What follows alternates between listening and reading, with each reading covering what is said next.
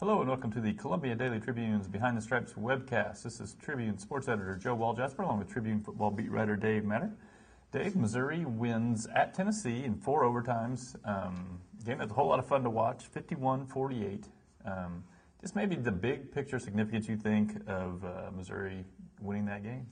Well, they're one game closer to a bowl game, and I think in today's college football, if you don't go to a bowl, your season is a failure no matter what. So they're a step closer to, I think, gaining a little bit of respect for the whole year, as bad as things have gone at times. But I just think this was a win that the program and the players and the coaches needed. They needed something to feel good about. I mean, you know, even though Tennessee's record's not very good, winning at Tennessee, no matter how you do it, that's going to stir up some confidence and some good feelings more so than beating Kentucky at home. And that's something they'd already done, and everyone beats Kentucky.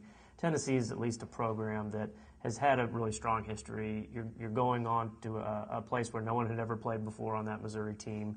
And the way they did it, I think you can come away feeling pretty good about yourself. You know, it's a senior class, a bunch of guys who have had a lot of success at Missouri.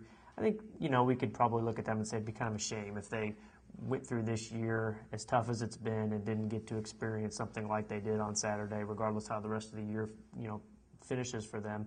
Guys like TJ Moe and Elvis Fisher and Will Ebner have given so much. It's kind of nice to see them get to experience something like that on Saturday.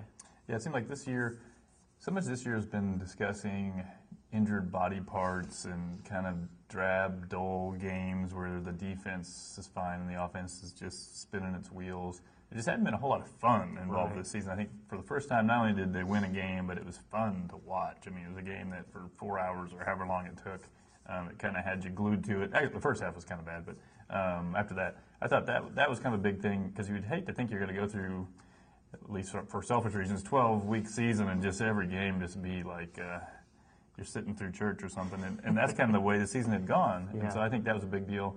I think Missouri still is trying to maintain this sort of idea that we are a winning program. We're not, you know, a product of a league that's not as good as the one we're in. You know, it wasn't a mirage that we won 12 games and 11 games and 10 games. And the fact that, okay, you move this new league, and as long as you at least go to a bowl game, you can sort of at least keep clinging to that fact and not to this idea that we used to be good, but now this could be dark days ahead. So I think it's kind of good on that level that it's not just, it maybe is worth it more than just one victory. Yeah, and I think another thing, too, is this was a game where Missouri had to do some serious problem solving for both sides of the ball after the first half. And you know, Gary Pinkel and his staff, they get criticized a lot for in-game adjustments, and a lot of that is kind of silly. But this was a game where they did look like a different team in the second half, and they did fix some things that were going wrong for them in the first half. And by the end of the game, you thought, wow, they looked like the better team. And you wouldn't have said that in the first half at all. So like you said, part of being a consistent winning program is you have to beat the teams that you're better than on your schedule. And Missouri kind of made a living of that in the Big 12 North all those years. And now you face a Tennessee team that's down. You beat them. Kentucky a couple weeks ago.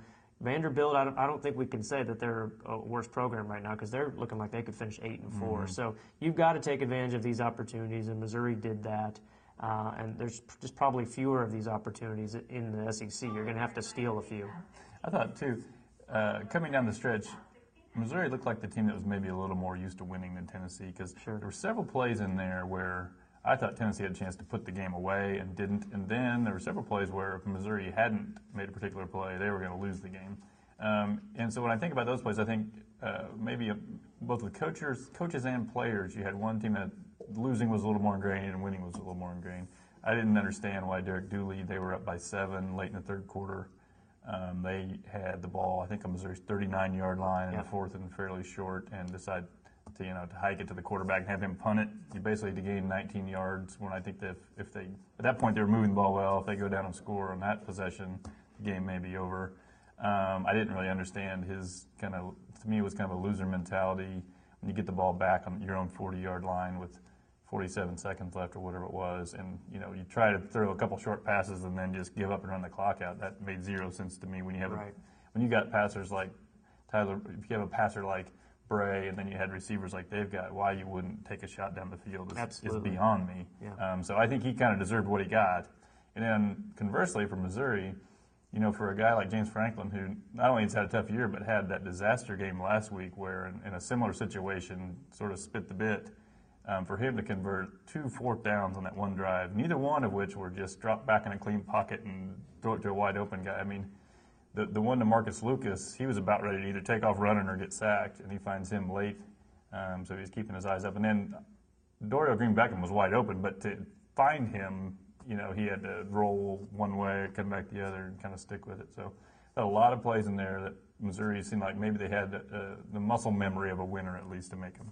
Yeah, I thought so too. And some of those plays too were adjustments that weren't even called. Even the one to Lucas, a lot was made of the Green-Beckham catch, but the one to Lucas too was something that James and Marcus had kind of drawn up to a little route adjustment there, and it was just both plays too were just barely inside the pylon there. So they were clutch plays by guys who looked like they were trying to make winning plays, and they weren't playing scared at that point. All right. Well, tune in tomorrow and we will discuss whether Missouri may have sorted out its offensive problems.